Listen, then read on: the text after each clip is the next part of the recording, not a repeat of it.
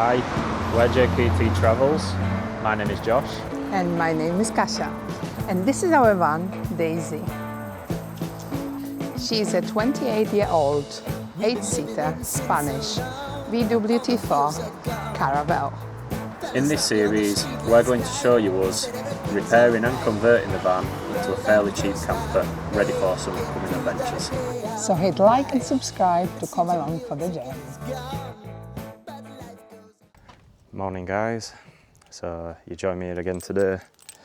I'm back up at the van to try tick off another one of the jobs. So the job today is an outer CV boot on this side of the van. So come along and see how I get on.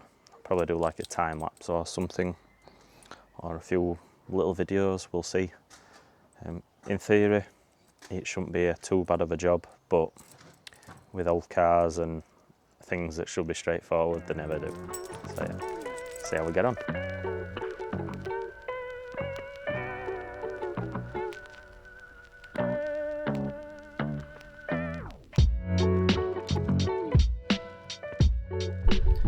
I've just loosened off the torsion bar.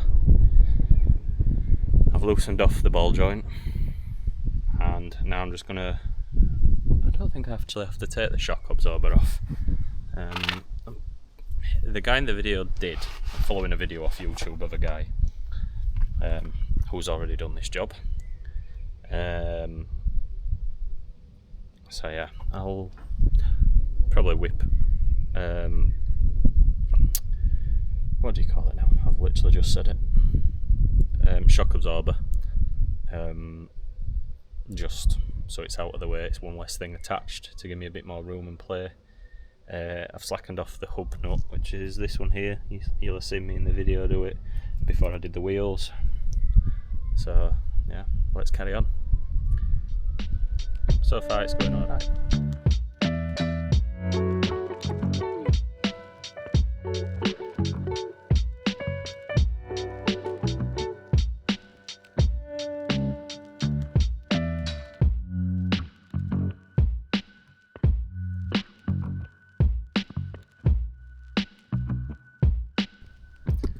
So guys, I had to just pause the job there and go buy a new tool. So the ball joint on the T4s is held on by, obviously, the usual ball bolt for the ball joint, but then it's got two M14 splines that attach it to sort of the hub, if you like, of which I did not have. I tried to split the ball joint, but I don't have a hammer. I also don't have a splitter, so that were never really going to work, in all honesty. So being nicked out, I had a quick look online. Nowhere had any in stock, nowhere were going to deliver it today, apart from Euro Car Parts, but they were going to charge £47 for a set of 4. No doubt nice quality and what have you, but 47 quid for something that I'm probably going to use once, even possibly once a year tops, is not on my list of things to be buying. So just nipped down into town to like a local car spares repairs guy, and pack of 8, set of 8 different sizes, for £13, £12.99. Cannot argue with that.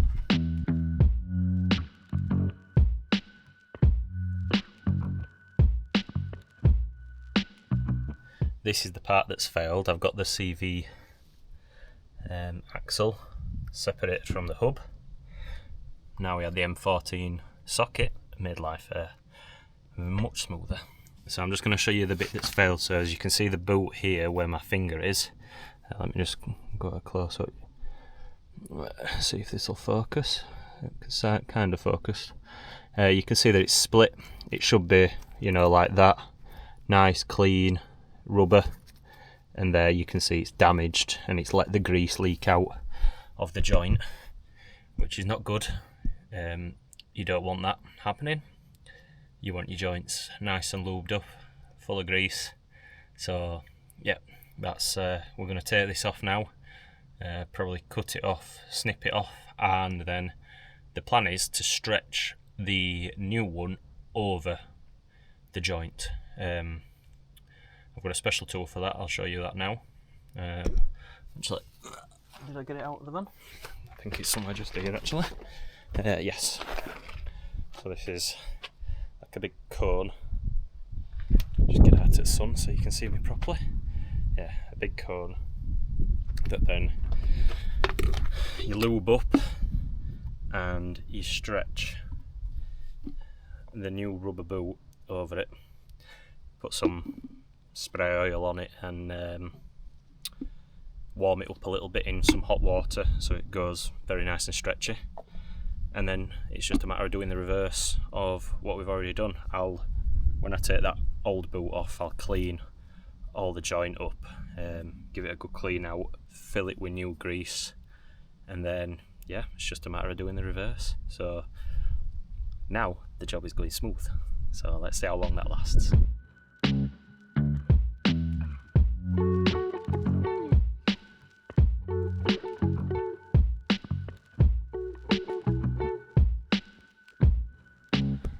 So guys, as you can see now, that's the boot off from here, and that's all the bearings exposed.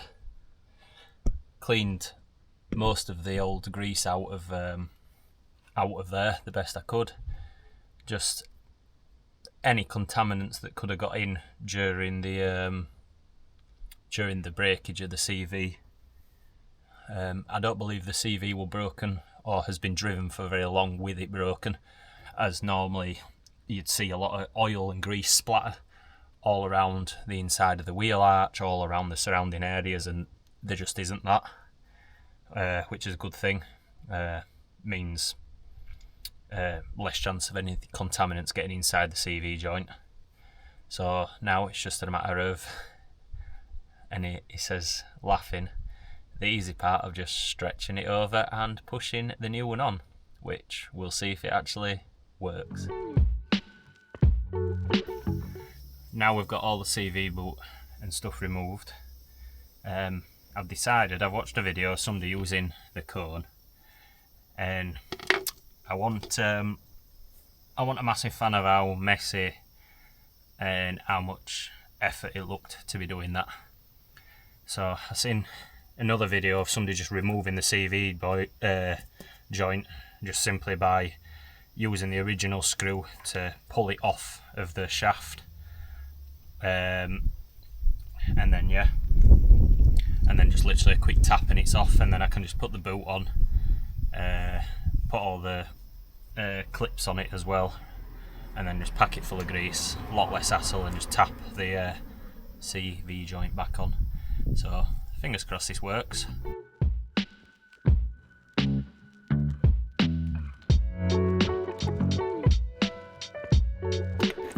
So guys, as you saw there, I removed the CV joint itself and then slid the new boot on. I'm now going to pack these bearings full of grease. This is a pack that comes with the with the boot kit, and then just push the boot back onto the CV and put everything back together. So all good from now.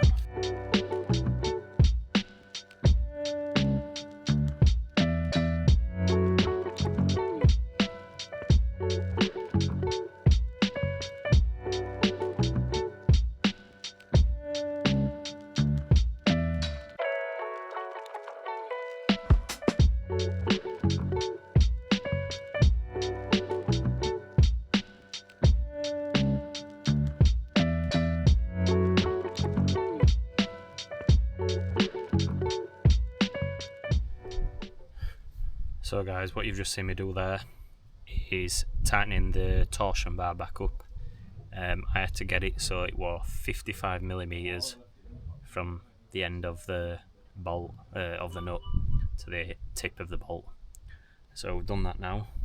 All that's left to do is put the wheel back on and tighten back up the hub nut once I've got a bit of friction from the wheel to hold it. And then this job is done.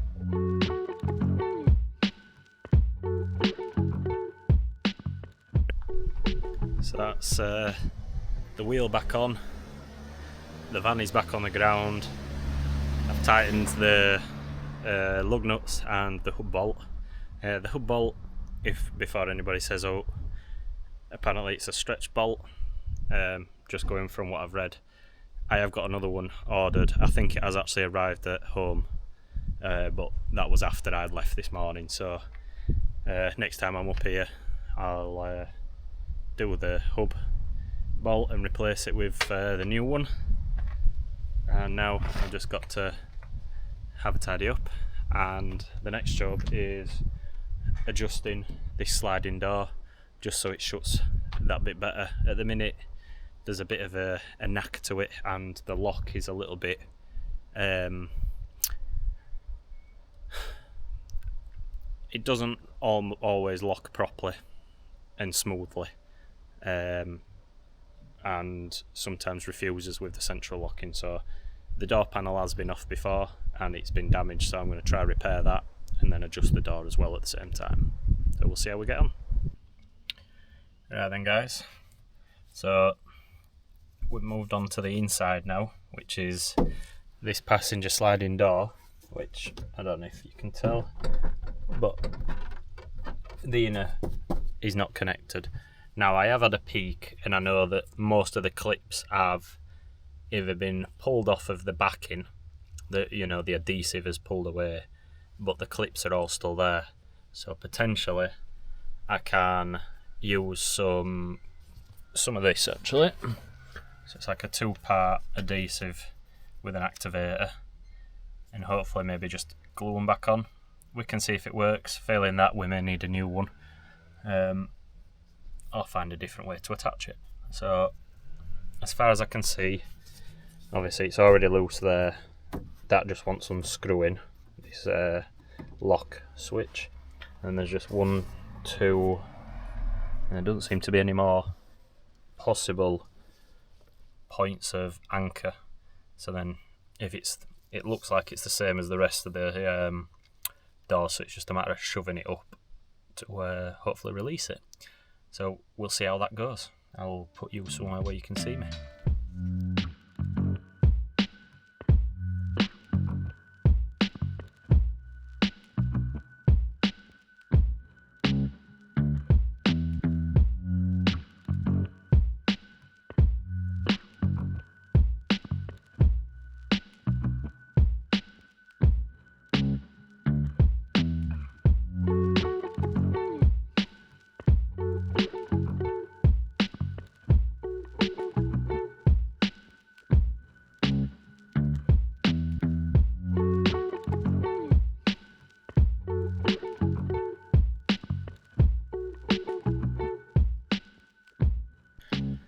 So guys, we've sorted the door lock.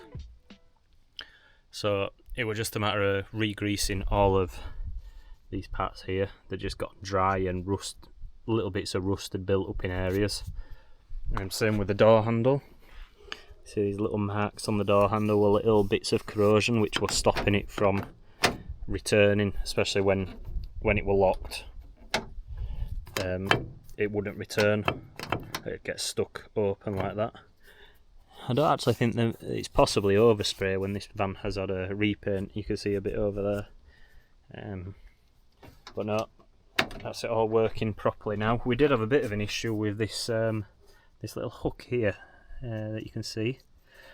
So as I were trying to open it, that wouldn't move down like it does there. And I had a look online, couldn't really find out many people with the same issue. And basically I think it had just got warped over time. So basically what had happened is, let me shut the door. When you shut the door, it'd stop both of these handles working. It'd stay locked like that, which would then prevent the doors from opening. And what it needed to do is, I don't know if you can just see at the back, there's like another arm, there's 2 arms together. It's not very easy to see with it all. But essentially there's another arm at the back which catches on this little bit of black plastic, and as you release it, it catches the back bit of plastic which then pulls down this front lever. I'm guessing it's to stop the rear door catch from being like forced open, essentially. Which I think it's just a bit of over engineering as usual with Volkswagen, but no, it's all greased now, it's all working, and it opens now on the with the central locking. Don't get caught up, don't stop working. So yeah. And I think another part of the central locking issue was these pins here and the striker plate here had got a bit dirty, a bit corroded, so used a bit of sandpaper on them just to bring them back to a bit of bright metal, and it's done the trick. So now I need to try, I'm going to actually have a look in the manual and just see exactly how the door card, because that one is attached that way, and I'd have thought they'd have gone up, but potentially they go, you push it forwards, so that's the front edge, so essentially you'd push it that way to release them all. So I'm gonna have a check, but I mean, if one, that's a factory glued one, so I'm gonna hazard a guess that's how it needs to go.